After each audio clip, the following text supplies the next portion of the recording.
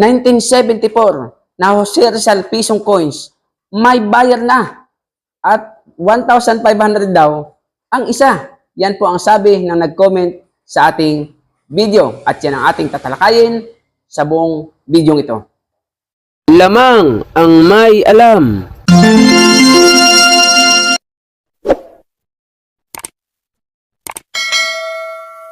Lamang ang may alam. Pagpilapis ng ginto'y eksperto po. Magandang panahon po muli sa inyo, mga kaibigan ko, dito po sa ating channel, More Than Treasures. Kumusta po kayong lahat at nawa po ay nasa mabuti kayong kalagayan, laging ligtas sa anumang sakit at karamdaman. Sa video po natin ito ay atin pong tatalakayin ang comment ng isa nating taga-subaybay kay PM's Vlog. Siya po nag-comment nito doon sa video nating 1971, 1972 at 1974 na piso. Ang sabi niya, ang tanso sa Subic, Zambales, 300 plus. At ang 1974 naman po dito, sa General City, ay 1,500 po. God bless you. God bless you din po sa iyo, Boss PM's Vlog. Kasi po sinabi ko doon, na ang presyo po ng 1974 ay, siyempre, per kilo, 120. So sa Zambales daw, ay 300 plus. Eh wala naman po tayo sa Zambales. Alanganin naman dalhin ko pa sa Zambales yung mga tansong coins ko. Ano po? Para lang mabenta ng 300 plus. Tayo po ay nasa Quezon. Hindi po yan pwedeng ipares ko ang presyo sa Zambales. Okay? So sa lahat lang naman na magkakagusto ng presyo ko, doon nyo po sa akin ibenta. At kung ayaw, wag nyo pong ibenta. Ang sabi nga ng iba, ang barat mo naman mamili. Alanganin naman bilhin ko ng libo-libo. Hindi naman po pwedeng umabot ng ganyan ang presyo dahil ang totoo, presyo po niyan is per kilo. Okay? So, ang sabi niya ay, ang tanso daw po doon 300 plus at ang 1974 naman ay 1,500. Good news po ito kung totoo. So, bisitahin niyo po ang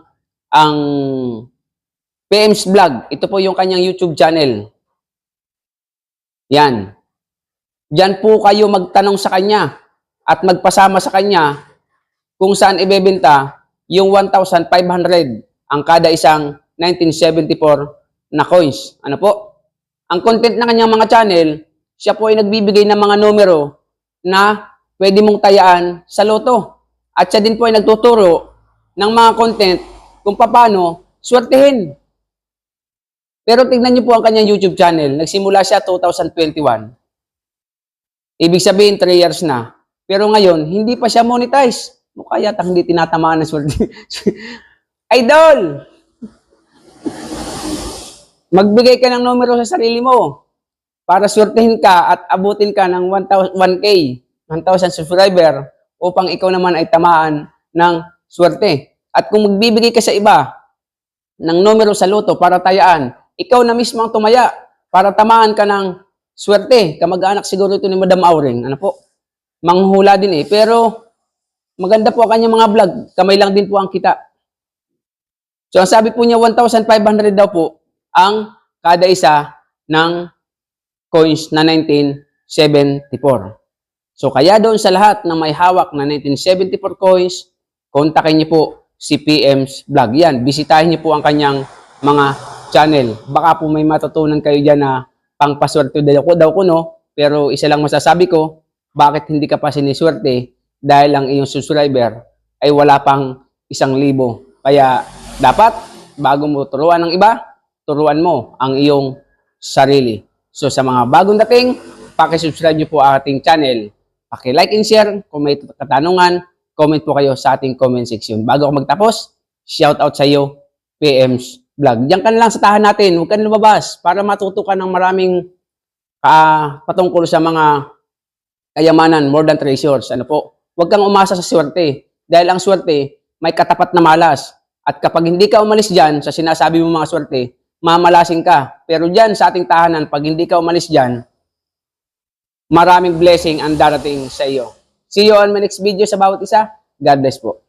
Lamang ang may alam. Pagpilapis ng ginto'y eksperto po. Kung sa mga tatak, isa dito, alam ko ang peke at totoo.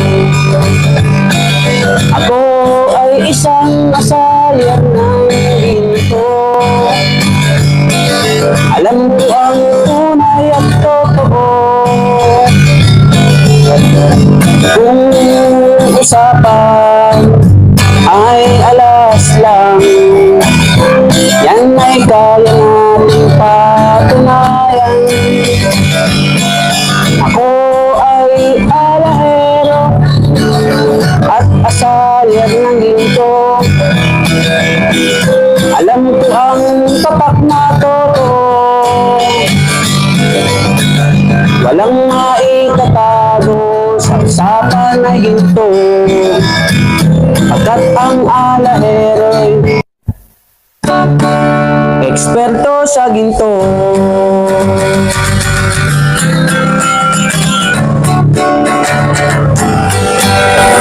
Lamang ang may alam.